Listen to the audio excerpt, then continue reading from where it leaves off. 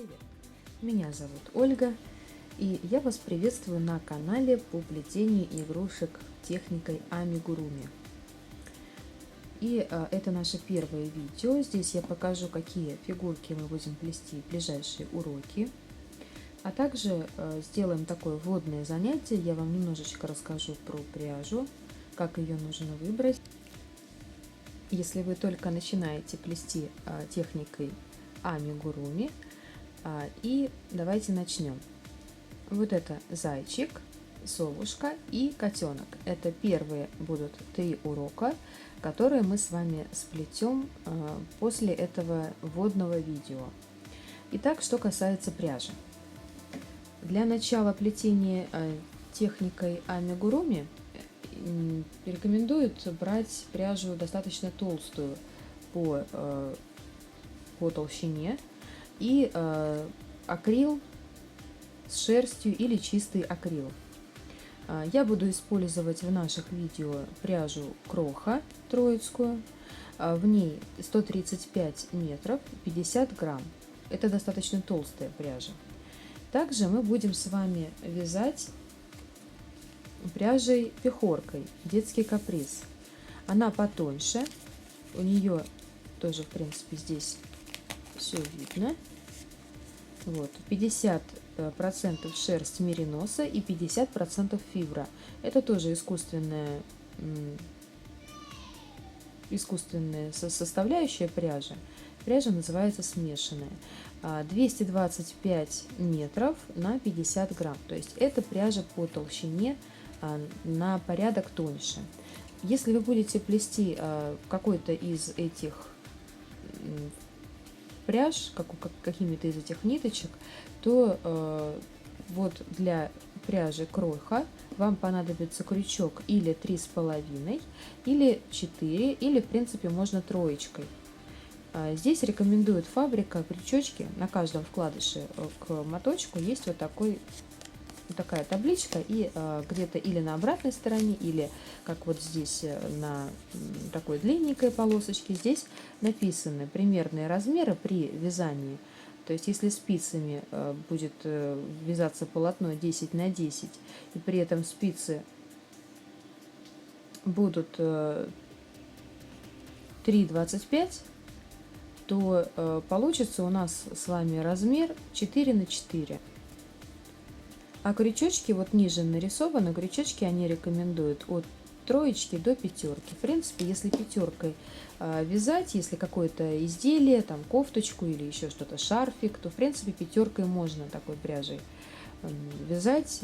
Но для игрушек амигуруми пятерочка, она, конечно, будет очень толстенькая. Вот эти игрушки две я сплела именно из пряжи Кроха. Такие они достаточно объемные получились и достаточно легко плетется. То есть ниточка толстенькая, и в принципе ее хорошо видно, глазки не устают, и такая достаточно объемненькая игрушка получается за небольшой промежуток времени. Также вот такого зайчика я сделала из ниточек хлопковых ирис. Вот такие хлопковые ниточки. И вот видите, какого размерчика он получился. Руки я ему не буду делать в принципе, это по задумочке. Схема у них одинаковая, но видите, какая разница в размере.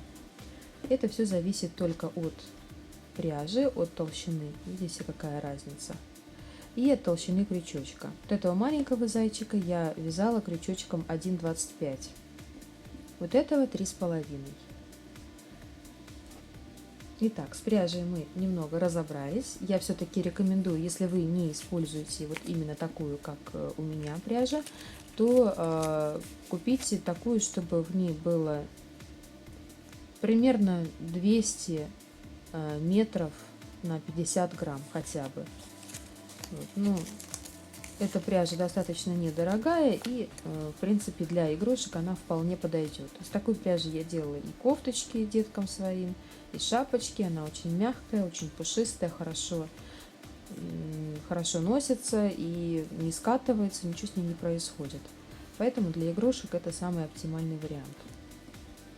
Также вы, конечно, можете использовать любую другую. И я рекомендую вам, когда вы будете вязать, вот эти вот этикеточки, которые у вас остаются, их как-то или маленьким кусочком отрезать и вкладывать внутрь, либо просто вот так вот складывать и вкладывать внутрь. Для того, чтобы просто потом в дальнейшем было понятно, что это за ниточка и с каким моточком из вашей коллекции она может хорошо сочетаться. Итак, с пряжей мы разобрались, теперь перейдем к крючкам. Крючки бывают разные, но самые удобные в плетении это металлические крючочки. У меня их достаточно много. Вот такой крючочек троечка, это мой самый ходовой. Четверка, тоже в принципе я им достаточно часто пользуюсь. 3,5, незаменимый крючочек. 2 и 2,5.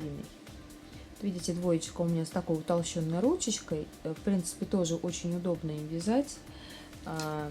Есть еще крючочки бамбуковые, есть пластиковые. Но здесь уже все подбирается индивидуально. Вы можете попробовать и такой, и выбрать то, что подходит именно для вас. Также есть вот такие вот большие крючки. У меня это 7.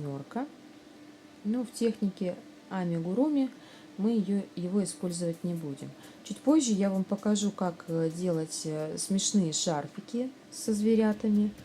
Тоже, в принципе, можно сказать, что это относится к технике амигуруми. Там очень симпатичные зверушки. И вот сам шарфик из плотненькой пряжи мы будем вязать или 7, или 6. Вот такими крючочками. Это будет зависеть уже от пряжи. Итак, с крючками мы с вами тоже разобрались. И давайте приступим к самому, наверное, тяжелому, сложному и трудному в этой технике. Ну, это на первый взгляд кажется, что это трудно, на самом деле здесь сложного нет ничего. Смотрите, у меня есть такие заготовочки. Это колечки, магическое колечко и начальные 1, 2, 3, 4, 5 рядочков. Здесь 5 рядов, здесь 5 рядов. И здесь тоже 5 рядочков. Видите, насколько видна разница между ними по размеру. Везде одинаковое количество петель, везде одинаковое количество прибавлений. Все они сделаны в одном и том же месте. Но из-за того, что пряжа здесь толстая, даже здесь я скажу, что я здесь вязала в 2 нити. У меня очень толстой пряжи, к сожалению, не было под рукой. Но, в принципе, в 2 нити тоже можно вязать. Вот. Для игрушек, конечно, это будет немного грубовато. Но тоже, как вариант, можно использовать толстенькую пряжу. И вот такое колечко. Это та же самая ниточка, та же самая фабрика Кроха. Вот они одинаковые по толщине, но уже связанная в одну ниточку. Здесь тоже 5 рядочков. 1, 2, 3, 4, 5. И вот насколько, видите, разница в размере. Вот эта вот заготовочка, она сделана из хлопковых ниточек. Честно говоря, не помню, какая фабрика. Турецкие какие-то ниточки с люрексом. Для игрушек, в принципе, она тоже подходит. Это хлопушечка. Вязать ее нужно крючочком 2. И вот видите, насколько большая разница в размере, и, соответственно, такая же будет разница в игрушках. Вот, если вы будете ее вязать более тонкой пряжей, то она у вас получится маленькая. Если более толстая, то, соответственно, большая. Смотрите, магическое колечко, которое переходит дальше в основу всех основ игрушек амигуруми, оно при вязании образует такой шестигранник. Я вам в дальнейшем покажу, как сгладить эти края. Это на тот случай, если вам нужно оставить вот такую, ну, скажем так, ровненькую поверхность. Допустим, мы вот для этого котика будем с вами делать полянку зелененькую. Если в группе ВКонтакте вы в нашей состоите, то на заставочке видите такого котика, и он на зелененькой поляночке с цветочком. Вот для этой зеленой полянки нам нужен будет идеально ровный круг. В дальнейшем я вам покажу, как уйти вот от этих уголочков, чтобы их не было заметно. При вязании игрушек, если мы дальше поднимем, то есть не будем прибавлять больше в рядах ни одной петельки, то эти уголочки, они сами сгладятся. Видите, здесь я ничего не меняла, и игрушечка ровненькая, кругленькая. Здесь то же самое. Вот. Я вам все в дальнейшем покажу. Мы потихонечку будем узнавать какие-то новые петельки, какие-то новые методы, способы по ходу вязания игрушек. Потому что все делать в одном уроке, я считаю, просто смысла нет. Вы все забудете, запутаетесь и ничего толком не поймете. Поэтому в этом уроке мы с вами разберем только самые-самые основные моменты. Это скользящий узел, магическое колечко, способы провязывания магического колечка и, конечно же, воздушные петельки, как их делать, и столбик без накида. Итак, начнем, пожалуй, с магического кольца. Я вам покажу два способа, которым можно провязывать магическое колечко, и начнем с первого. Там так и называется магическое кольцо амигуруми. Берем ниточку, вот так вот ее на руке располагаем и обматываем два пальчика так, чтобы у нас нижняя ниточка с верхней образовали вот такой вот крестик. Под этот крестик заводим крючок, то есть под первую нить, и захватываем вторую. Вытягиваем ее из-под первой, захватываем ниточку и провязываем. Давайте еще раз. Берем ниточку и располагаем ее на ладошке так, чтобы кончик был внизу, ближе к мизинчику.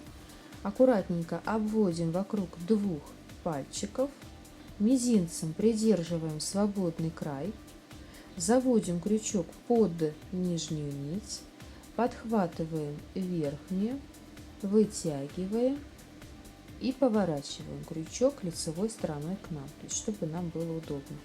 Дальше подхватываем ниточку и провязываем. Это у нас получился с вами скользящий узел. Дальше от него мы будем вязать наше магическое колечко. Как правило, магическое колечко состоит из 6 столбиков без накида. Итак, делаем первый столбик. Заводим крючок внутрь кольца, подхватываем ниточку, продеваем, снова подхватываем основную нить и провязываем все, что у нас с вами есть на крючке. Снова заводим крючок в кольцо. И теперь я покажу, как ее подхватывать снизу. Подхватываем снизу, продеваем, подхватываем снова снизу основную нить и провязываем. Если честно, снизу мне совершенно неудобно подхватывать крючком нить. Вы попробуйте и так, и выберите наиболее удобный для вас. Итак, третий столбик без накида я повторяю с крючком сверху. Заводим, подхватываем нить сверху, проводим через кольцо, снова подхватываем нить и продеваем через все, что есть на крючке. Теперь снизу это будет четвертый столбик без накида. Заводим, подхватываем снизу, вытягиваем через кольцо, снова снизу подхватываем и проводим через все, что у нас с вами есть на крючке.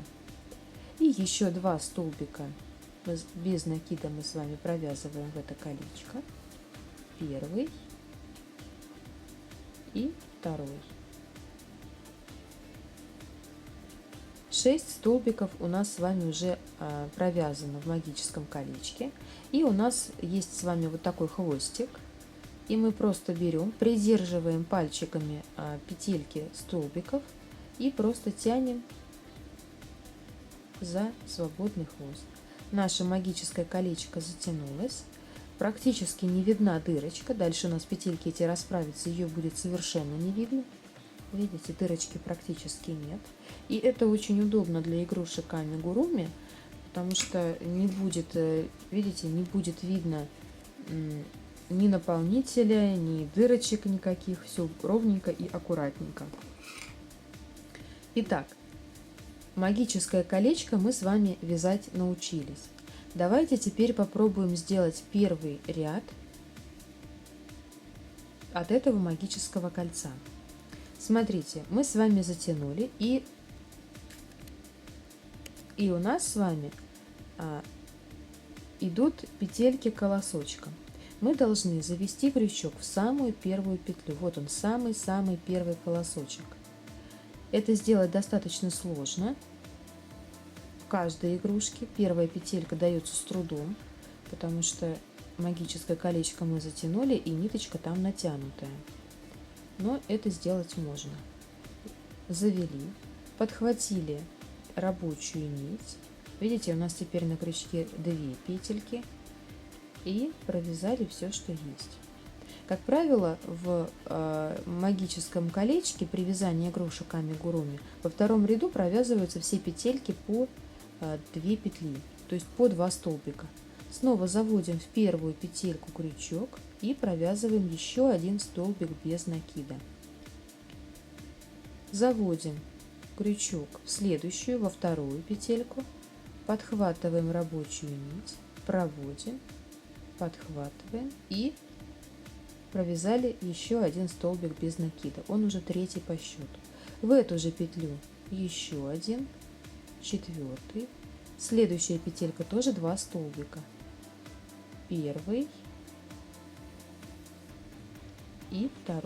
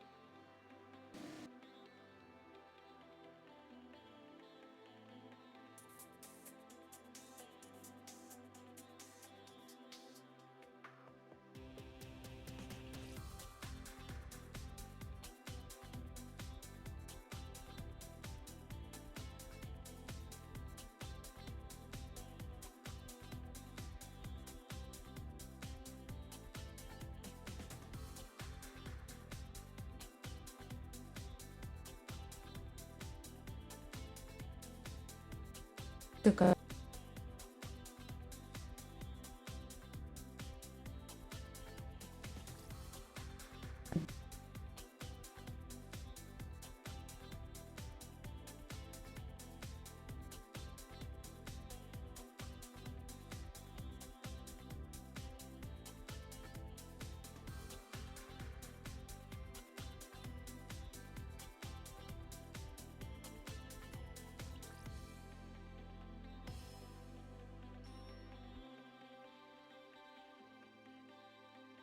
Четвертый.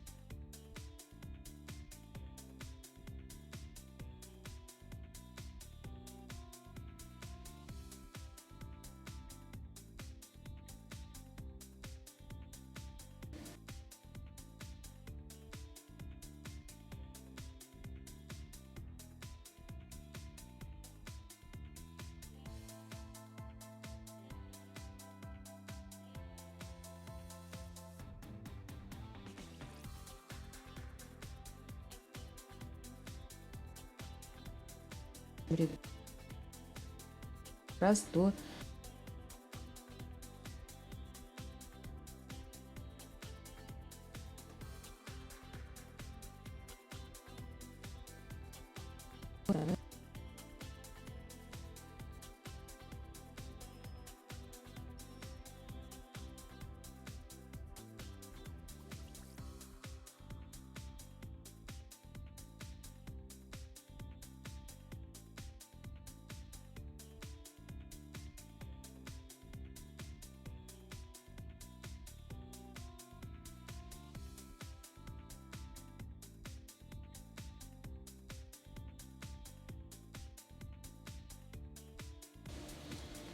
третья петелька, и здесь мы провязываем 2 столбика без накида. Первый и второй. Четвертая петелька, 1 столбик. Пятая петелька, 1 столбик. Шестая петелька, 2 столбика. Первый и второй. Седьмая петелька, 1. Восьмая петелька, 1. Девятая петелька, 2 столбика. Первый и второй. Десятая, 1. Одиннадцатая, 1. 12 петелька, 2 столбика. Первый и второй.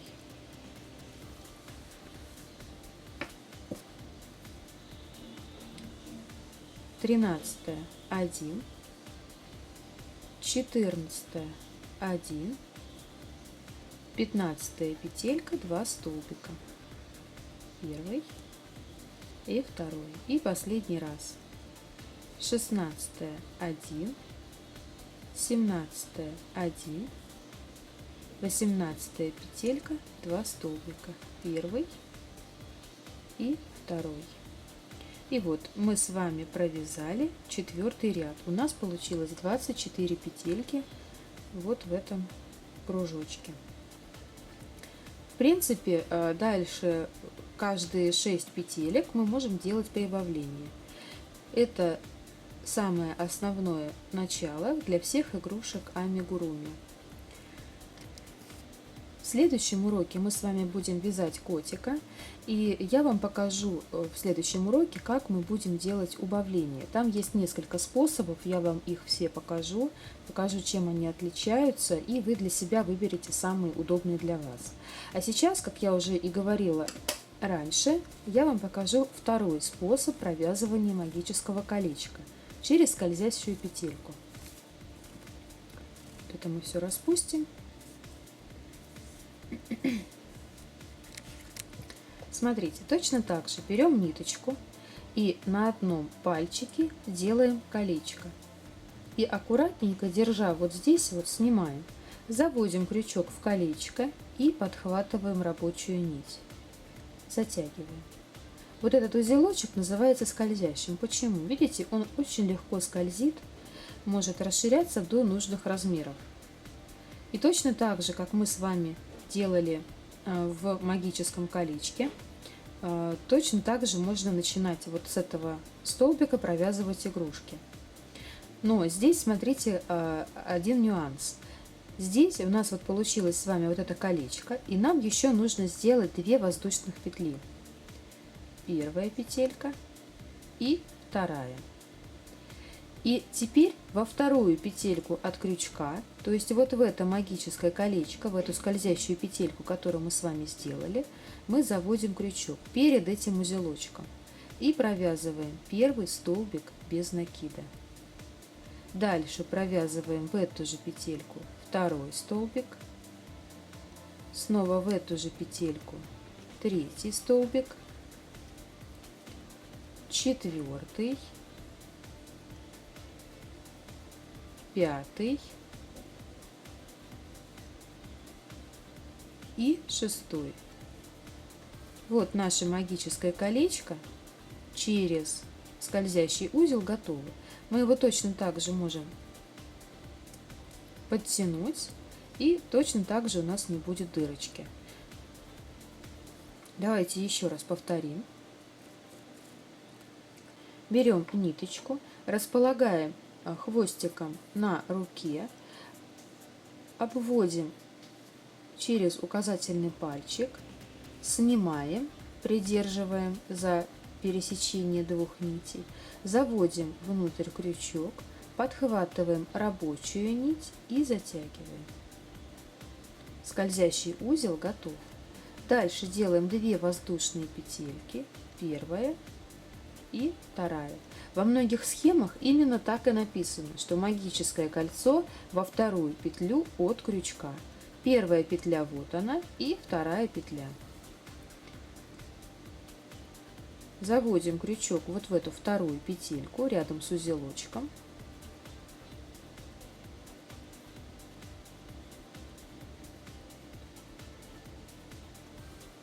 И провязываем первый столбик без накида. Дальше второй столбик, третий столбик,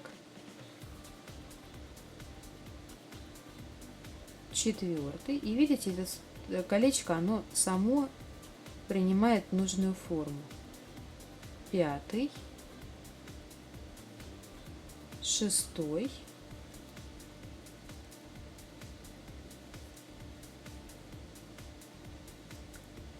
чем мне не очень нравится этот способ, тем, что вот этот узелочек, он никуда не прячется, он так и остается. То есть в игрушках он потом никуда не спрячется и будет торчать. Мне кажется, это некрасиво, поэтому, конечно, лучше провязывать колечко, как стандартное магическое колечко амигуруми. На этом наше видео заканчивается. Жду вас на своем канале в следующем моем уроке. Будем вязать кошечку, маленького симпатичного котеночка. Я надеюсь, что вы будете смотреть уроки со мной, будете вязать со мной, делиться своими впечатлениями, что-то мне советовать, подсказывать какие-то новые модельки. Может быть, что-то вы хотите связать и не знаете, как это сделать, пишите в комментариях. Я обязательно читаю все комментарии, на все стараюсь отвечать. Мне очень приятно знать то, что вы пишете. И на этом всем спасибо и пока-пока. До новых встреч!